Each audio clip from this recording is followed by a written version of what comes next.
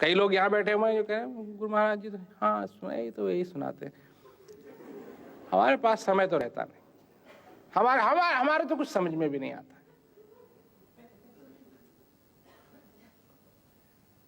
समझ में नहीं आता है।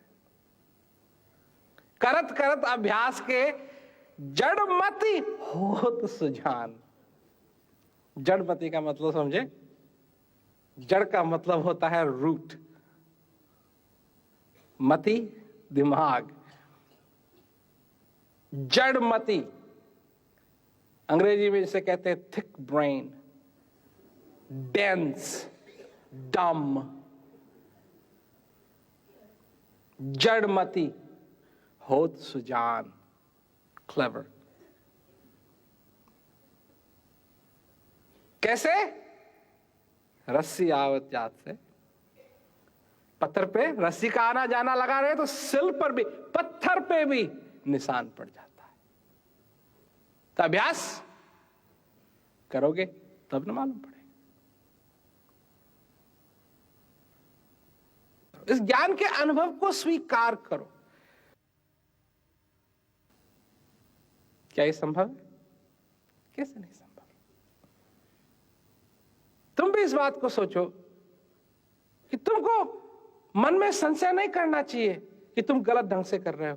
करो और इस ज्ञान का जो अनुभव है इसको स्वीकार करो। क्रिया को अपना काम करने दो। क्रिया बहुत बढ़िया क्रिया है, सचमुच में ध्यान को अंदर की तरफ ये ले जाती। सरल है, सरल है, आनंददायक है। कई लोग स्वीकार नहीं करते, बैठे रहते हैं, ये मन पर भागता रहता है, फिर मन के पीछे पड़ जाते हैं। कभी इधर भागता है, कभी उधर भागता है, कभी इसके बारे में सोचता है, कभी उसके बारे में सोचता है। बैठे हुए हैं, सोच रहे हैं कुछ और जो अंदर जादू हो रहा है, जो अंदर चमत्कार हो रहा है, जो अंदर आनंद की गंगा बह रही है और बाहर प्यास से तड़फ रहे हैं। पानी में मीन प्यासी, मोहे सुन सुन आवे हासी।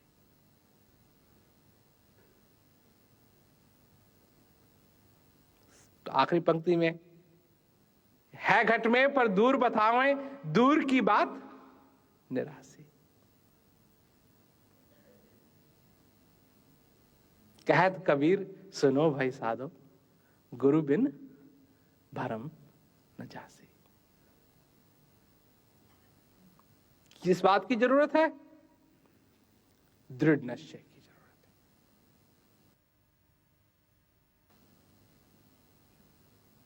और इस बात को समझो, तुम भी समझो। इस जिंदगी के अंदर अगर हृदय के लिए रहोगे ना, आनंद ही आनंद, कृपा बनी रहेगी, आनंद बना रहेगा।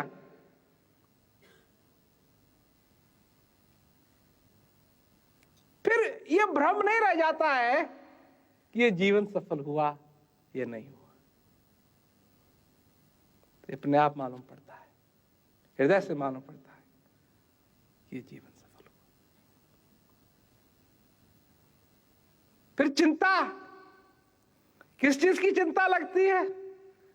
अभी तो जो चिंता लगती है ना, जब चिंता लगती है तो फिर सब काम गड़बड़ होता है चिंता से। और जब आदमी वो दृढ़ निश्चय कर लेता है ना अपनी जिंदगी के अंदर, तो फिर उसको और किसी और चीज की चिंता लगती है। और कैसी चिंता लगती है? चिंता तो सतनाम की और नचित हुए दास।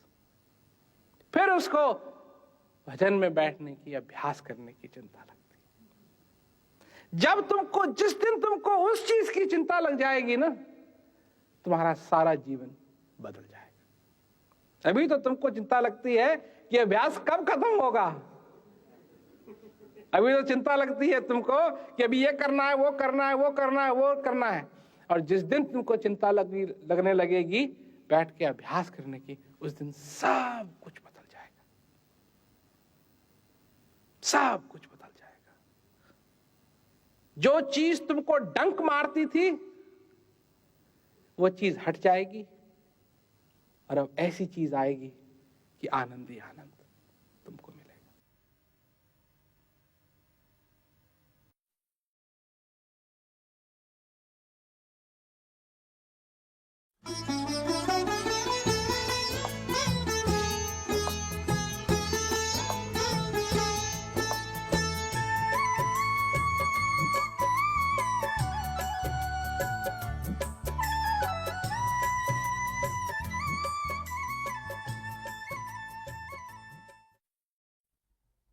आज मैं एक बात सोच रहा था कि एक ग्लास होता है कांच, जिसको मैग्नीफाइंग ग्लास कहते हैं। जब किसी छोटी सी चीज को देखना होता है तो उसको इस्तेमाल करते हैं, तो वो छोटी चीज को बड़ा बना देता है आंख के लिए। जब लोगों की आंख खराब हो जाती हैं और नजदीक से ज्यादा नहीं दिखाई देता है, तो ऐसे ही चश्मे भी बनाए जाते हैं। पर उसमें एक चक्कर यह है कि जो चीज नजदीक है उसको तो वो बड़ा बना देगा, पर जो दूर है वो नहीं दिखाई देगी, वो ठीक ढंग से नहीं दिखाई देगी। और उसको थोड़ा सा दूर भी अगर रखा जाए दूर की चीज देखने के लिए, तो बड़ी अजीब चीज होती है, वो सब चीजों को उल्टा दिखाएगा। दिखाएगा, थोड़ा दूर रखा जाए उसको आंख से तो दूर की चीज भी दिखाई देंगी, पर वो सारी उल्टी दिखाई देंगी। किसी ने अगर इसका अनुभव किया तो वो जानता है कि मैं किस बात की चर्चा कर रहा हूं। और यही मनुष्य के साथ भी होता है। वो भी देखना चाहता है कि उसके नजदीक, उसके आसपास क्या है,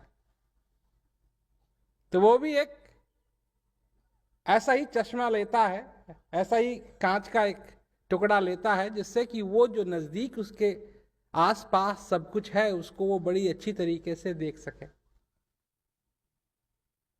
और जो छोटी छोटी चीजें हैं, क्योंकि उसके पास है वो, तो वो बड़ी बड़ी दिखाई देती।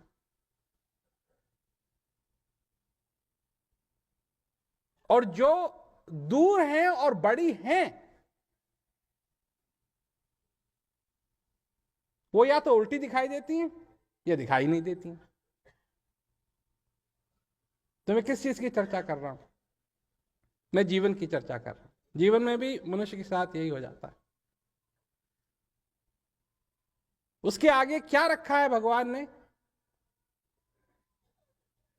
क्या उसको